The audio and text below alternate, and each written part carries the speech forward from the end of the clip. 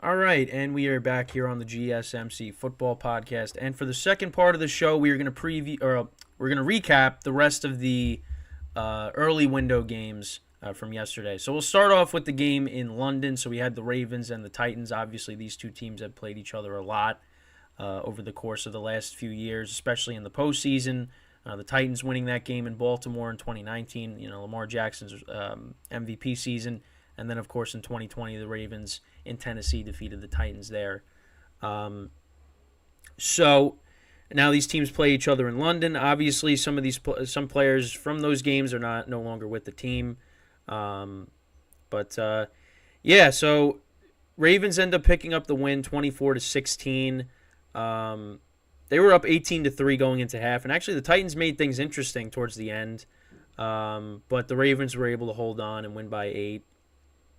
Ryan Tannehill actually left this game with an injury, got carted off. So Malik Willis came into the game, it didn't really lead to anything. The Titans still ended up losing. Looking at the numbers, so Lamar Jackson, he went 21 of 30, 223 yards, a touchdown, and an interception. The Ravens ran the ball for 139 yards. Lamar was their leading rusher with 62. Gus Edwards had 41, and Justice Hill had 35. Excuse me. Mark Andrews, he was their leading receiver. He had 69 yards receiving. Zay Flowers, who's had a good season for the Ravens, 50 yards receiving and a touchdown.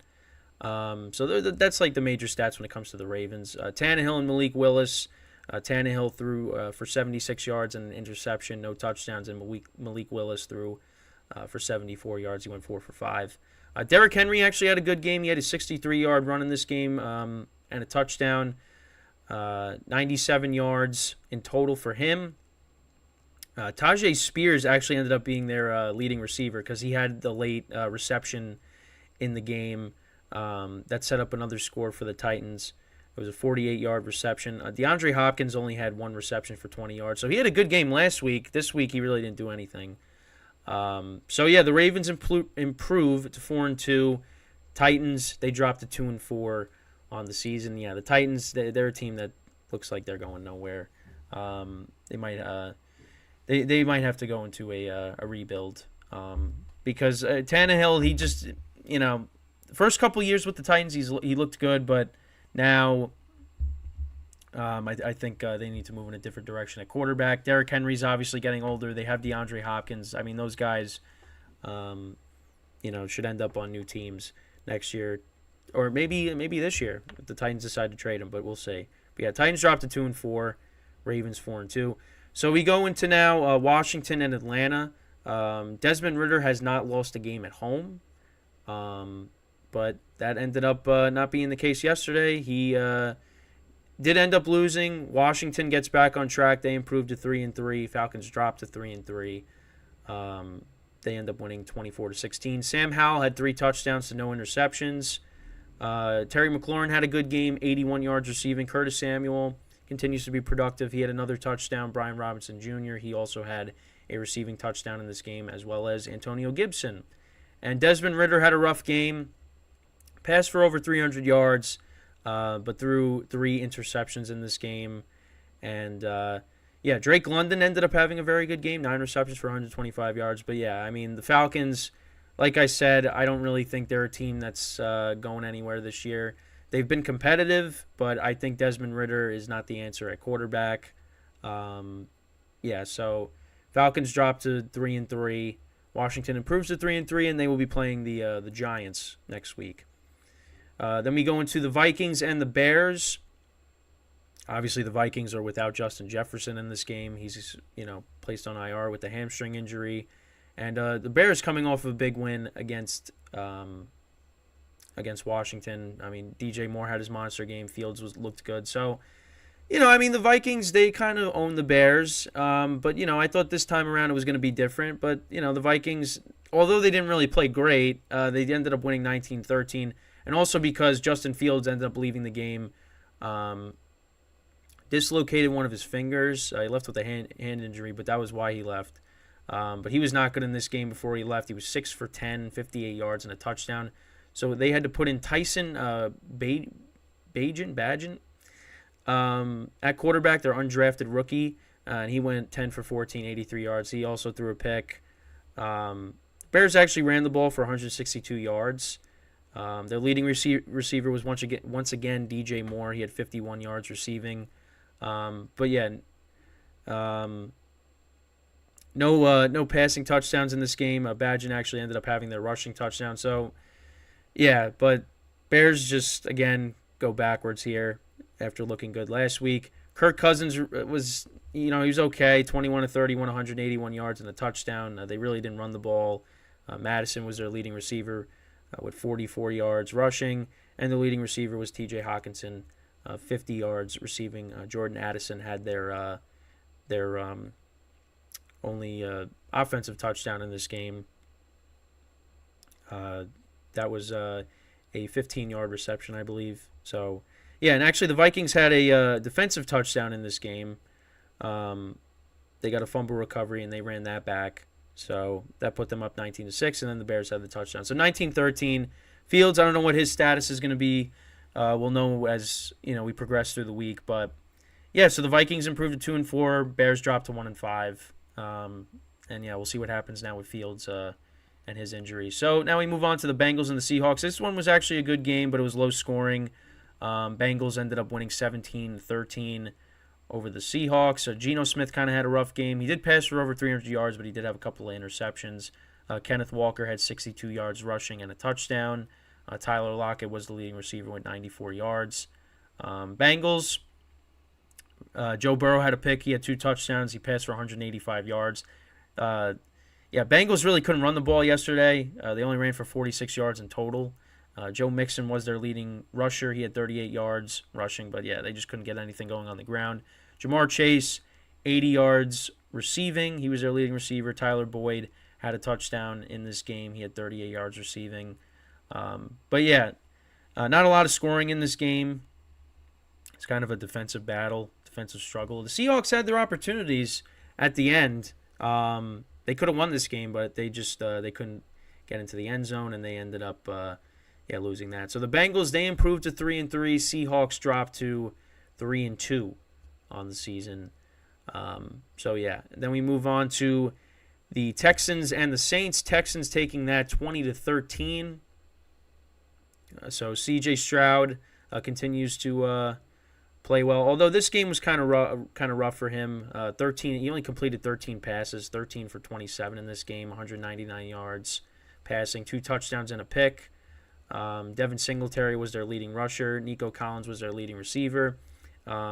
C.J. Stroud continues to, gain better chemistry with Dalton Schultz. He had another touchdown in this game. He went 4 for 61 in this game. So, yeah, Dalton Schultz, a guy they got over from Dallas. So, he continues to have a good couple weeks for the Texans. So, yeah, they improved to 3-3. The Saints dropped to 3-3. They play on Thursday. Derek Carr passed for over 350 yards, but he had a touchdown and a pick. Kamara was their leading rusher with 68 yards, and Olave was their leading receiver with 96 yards. Rashid Shaheed, he had a touchdown in this game. He had 2 receptions for 85 yards. But, yeah, the Saints, they do not look good offensively. They and you would think, like, with the playmakers on offense, they would be able to, and with having the upgraded quarterback with Derek Carr, that this team would be improved. And offensively, they just don't look good. The defense is shaky. So, yeah, I mean, listen, they play in a bad division. I mean, this division still, we'll get into, the Bucs game in the Bucs Lions game in the next segment. But, I mean, this division still is still winnable, but they just do not look good offensively. Yeah. And then we got 2 more games, so we'll run through them quickly. Jaguars, they win another game, dominated the Colts, 37-20, Gardner Minshew's revenge game. It didn't really go that well. He threw 3 interceptions and had a touchdown in this game. They couldn't run the ball, only ran the ball for 44 yards, but that's, also because they were down by a lot. Michael Pittman was their leading receiver, had 9 receptions for 109 yards in this game. But, yeah, they really and Minshew threw the ball 55 times. So, they were down by a lot in this game early. They were down 21-6 going into the half. And then they were down they were down 31-6 going into the fourth quarter. So, yeah, but they did put up 2 touchdowns in the fourth quarter, but yeah, it just wasn't enough. 37-20 was the final score. So final game, actually was interesting at one point. Dolphins and Panthers. Panthers actually were up 14-0 at the end of the first quarter, but the Dolphins then outscored them 42-7 the rest of the way. So I mean, you kind of figured the Dolphins were going to come back, but it was just interesting how, the first quarter unfolded. Bryce Young, 217 yards passing and a touchdown. Chuba Hubbard was their leading rusher. He had 88 yards rushing and a touchdown. Adam Thielen continues to have a really good season for them. 11 receptions for 115 yards and a touchdown. So him and Bryce Young have nice chemistry. Yeah, so it really is kind of crazy how Thielen just has bounced back going to a new team. I mean, he's looked awesome so far this year. And then over on the Dolphins side of things, Tua Tagovailoa, 262 yards passing, 3 touchdowns, no interceptions. Raheem Mostert was their leading rusher, 115 yards and 2 touchdowns. And, of course, Tyreek Hill was their leading receiver. 6 receptions for 163 yards and a touchdown. He had that long touchdown reception that put them up 21-14. That was for 41 yards. And, so the Dolphins, they continue to roll. After the bad loss to the Bills, they won last week. They won this week. And now they got a big game on Sunday night against the Eagles, so that's gonna be a big game to highlight, during the week. So, but yeah, that's all the early slate of games. Honestly, I mean the slate for this week just really wasn't that good. There really was not a lot of good games. There was a lot of surprises. I will say that. But yeah, the slate was kind of a lackluster this week, so hopefully next week is better. But yeah, I mean, obviously, and we went over the Niners-Browns game, upset in that game. I thought for a minute, I'm like, are the Panthers really going to beat the Dolphins? But that ended up not happening. The Dolphins ended up dominating. So yeah, so that's pretty much it. Talking about the early slate of games. Let me know what you guys think. When talking about that, how do you think the games went? In your opinion, let me know in the comments section. So with that, we are going to take our second break of the show. And then when we come back, we will continue our discussion with Week 6. And we will talk about the late window game. So that's also including the Sunday night game, which actually turned out, I mean, same result. Didn't expect, one thing to happen. But still, how the game unfolded was very interesting. And we will get into that when we come back from our second break. So stick around, and we will be right back here on the GSMC Football Podcast.